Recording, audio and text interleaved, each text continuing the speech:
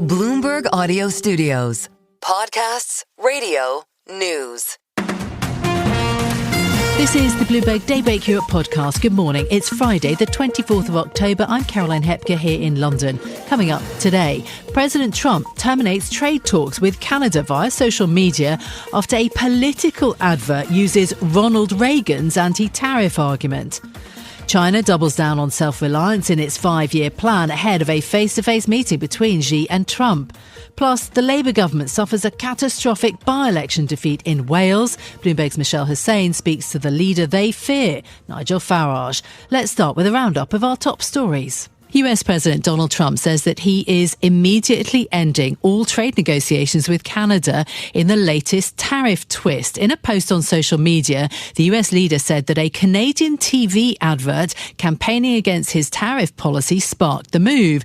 The advert echoed President Ronald Reagan's words from a speech that he made in the 1980s, saying that over the long run, trade barriers hurt every American worker and consumer. Now, it's the second time this year that Trump has terminated trade talks with Canada. Canada's economy has been badly damaged by the trade war, as about 3/4 of its exported goods went to the US last year.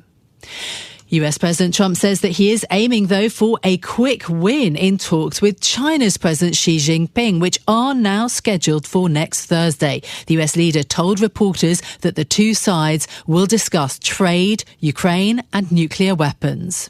Actually, on November 1st, the tariff on China goes to 157%, which is record-setting territory. And we don't want that because it's not sustainable for them. They can't sustain that. We don't want them to have to go through that. So I'm meeting with President Xi. Both Trump's White House and Beijing have launched increasingly hostile trade policies in recent weeks. The tensions are causing economic pain, hitting US prices and China's export market. China needs to do something major for the economy, according to a central bank advisor. Wang Yiping, a member of China's Monetary Policy Committee, is calling for aggressive fiscal easing and stabilization.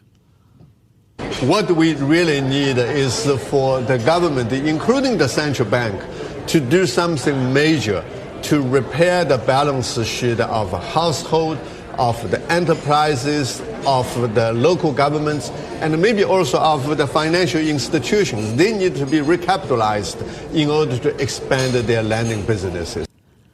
The PBOC's Wang Yiping speaking there as economic indicators are showing a muted level of confidence despite the trade war. China has been seen booming exports in the third quarter, and its new economic 5-year plan is doubling down on becoming technologically independent from the US. The EU is putting off until December a decision on whether to tap frozen Russian central bank assets to aid Ukraine. European Commission President Ursula von der Leyen says that she will come back with more clarity. We had a good discussion on the reparations loan to be financed with immobilized Russian assets, and it allowed us to identify points we still need to clarify, and then indeed we will come back with the different options that we will develop. Ursula von der Leyen was speaking after the EU's plan stalled when Belgium pushed for guarantees that it wouldn't be held liable for any seized money. Ukraine's European allies see tapping Russian assets as the only viable way for them to continue funding Kyiv's fight against Moscow's invasion. Now, Binance founder Changpeng Zhao has been pardoned by President Trump for 2017 money laundering measure violations. According to Trump, the crypto entrepreneur was persecuted by the Biden administration. White House spokesperson Caroline Leavitt says the decision was considered carefully. I would respond and say the president is exercising his constitutional authority to grant clemency requests. And the president and the White House have a very thorough examination of every pardon request that comes to the president's desk. Caroline Leavitt speaking there. Binance had helped one of the president's family ventures with the launch of its stablecoin. To some news here in the UK, the Labour Party has lost an historic by-election in the Welsh stronghold of Caerphilly, losing the seat to the Nationalist Party Plaid Cymru. Labour picked up just 11% of the vote in the party's first defeat in the area for more than 100 years. Plaid Cymru's Lindsay Whittle, who won the seat with 47% of the vote, had this message. Listen now, Cardiff, and listen, Westminster. This is Caerphilly and Wales telling you we want a better deal for every corner of Wales. The big parties need to sit up and take notice. The result highlights the threat to Labour from other parties in Wales ahead of elections in the country next year. Nigel Farage's poll-topping Reform UK failed to take the seat, but won a significant gain, coming in second with 36% of the vote. And in an interview with Bloomberg's Michelle Hussein, Nigel Farage revealed what his government could look like if Reform wins the next general election. The populist leader signalled that he could look at the independence of the UK's central bank. He suggested that he would replace the Bank of England governor, Andrew Bailey. Well, he's a nice enough bloke, but... Would he keep his job if you were Prime Minister? Well, he's had a good run. We might find someone new. Really? He's had a good run. So you are signalling you'd be prepared to sack him? I'm just saying the Bank of England, the British government, the regulator, whatever shape that takes, they've all got to understand that the world is changing, has changed very, very rapidly. Nigel Farage's view on the Governor of the Bank of England's tenure is for now academic, given that Bailey is serving an 8-year term. The next UK general election isn't until 2029. However, his comments are a clear indication that he could emulate his ally, US President Donald Trump, in applying pressure to the central bank's independence.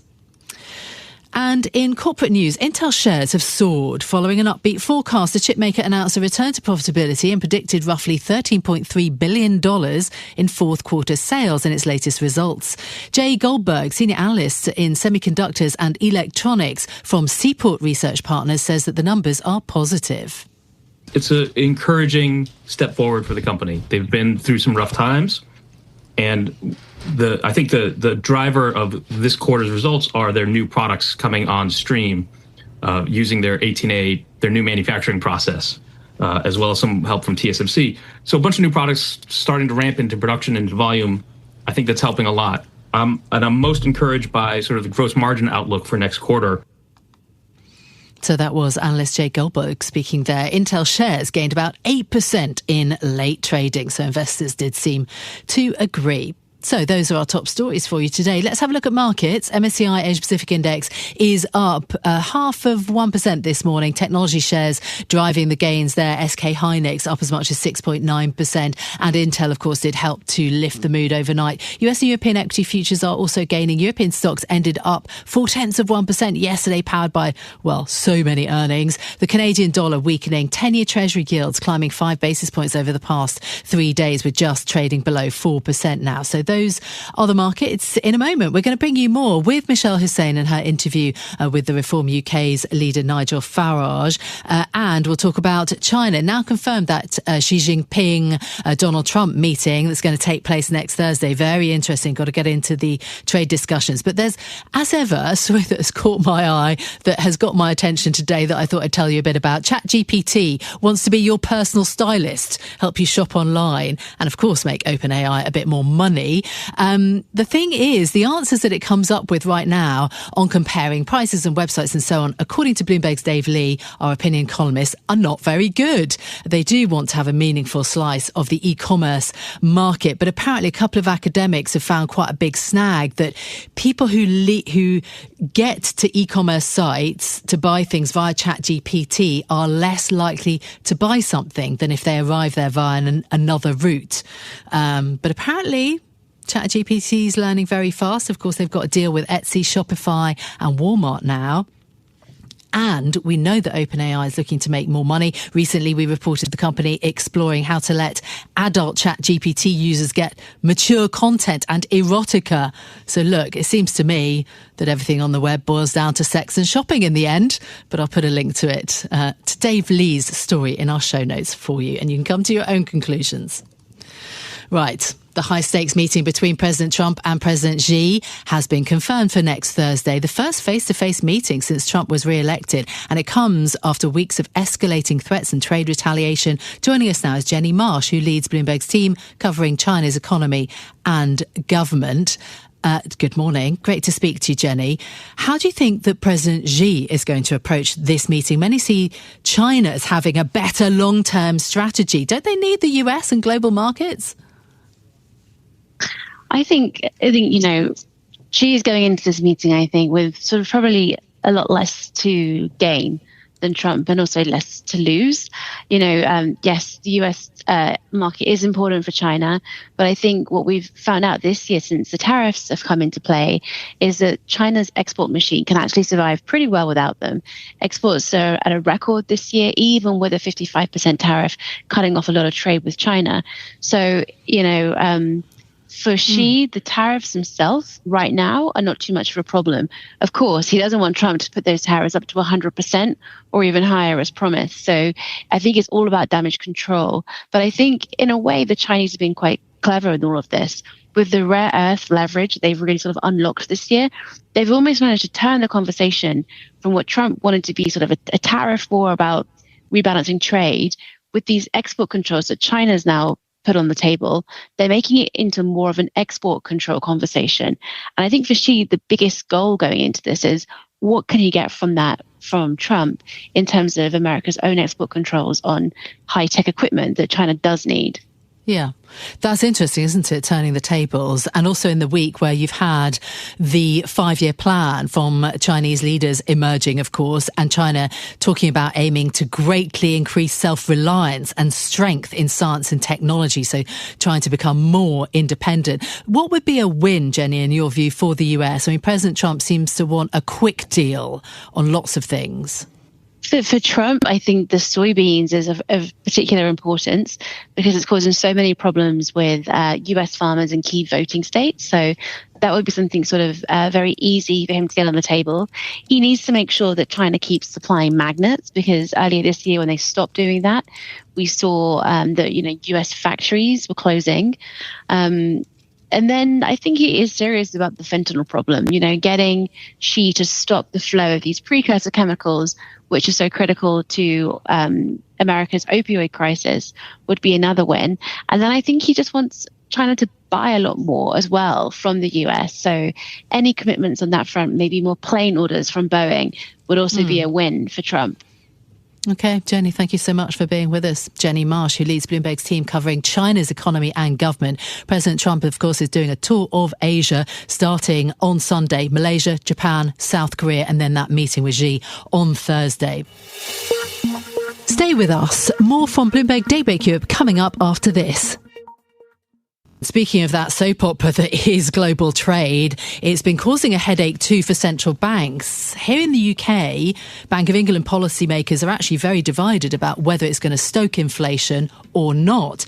And President Trump's belligerence towards the Fed has also raised lots of concerns. Trump's closest ally, even imitator here in the UK, Reform UK's Nigel Farage, may be taking a leaf from his book because, of course, he's told Bloomberg's Michelle Hussein that he would replace the Bank of England Governor Andrew Bailey if he were to become Prime Minister. And I'm very pleased to say Michelle's with us in the radio studio this morning. Morning, Caroline. Good morning for more on the interview with Nigel Farage.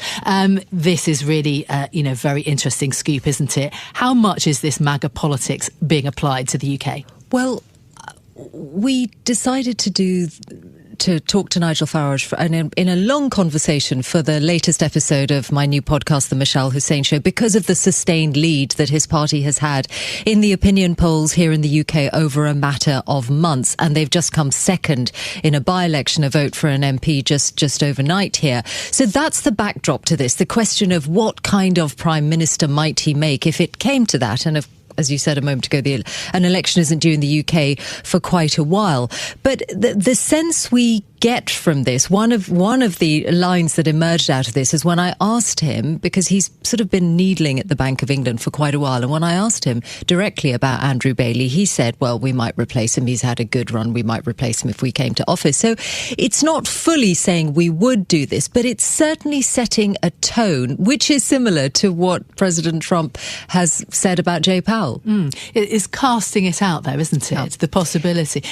Are the Bank of England and the Fed really alike in terms of independence? Because there's a debate about that, and the UK's inflation rate right now is running at nearly twice the bank's rate. So it's not as if Bailey is not facing criticism. No, of course, the two settings are really different. And actually, Nigel Farage himself, you hear him say it in this interview, he is very careful on modelling himself on President Trump, because President Trump is not popular in the UK. So I played to him words that he said at the big Conservative conference in the US earlier this year, where he said the words "will make Britain great again."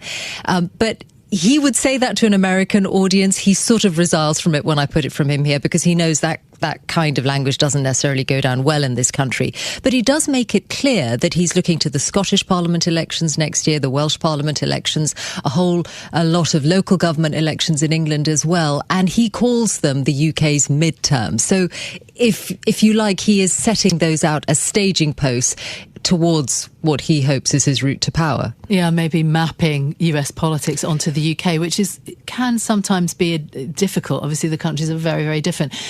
Just in terms of this interview, I mean, it is hugely important, and it comes with this carefully by-election result. Reform winning 36% of the vote in South Wales. So a lot of people are watching these votes for what signal it might show. And Nigel Farage's calculation, and he says this explicitly in this interview, is that while the next election isn't due for 2029, he thinks it's going to happen sooner because of the economic climate and because the governing party, Labour, is going to be forced into it by a loss of confidence from their own MPs. That's essentially what he's suggesting. So, but we get a full sense of what his messages might be in this interview beyond the core ones that Reform is best known for, which is about immigration. What does he represent or mean beyond that? This is Bloomberg Daybreak Europe, your morning brief on the stories making news from London to Wall Street and beyond. Look for us on your podcast feed every morning on Apple, Spotify and anywhere else you get your podcasts. You can also listen live each morning on London DAB Radio, the Bloomberg Business app and Bloomberg.com. Our flagship New York station is also available on your Amazon Alexa devices. Just say, Alexa, play Bloomberg 1130. I'm Caroline Hepker. And I'm Stephen Carroll. Join us again tomorrow morning for all the news you need to start your day, right here on Bloomberg Daybreak Europe.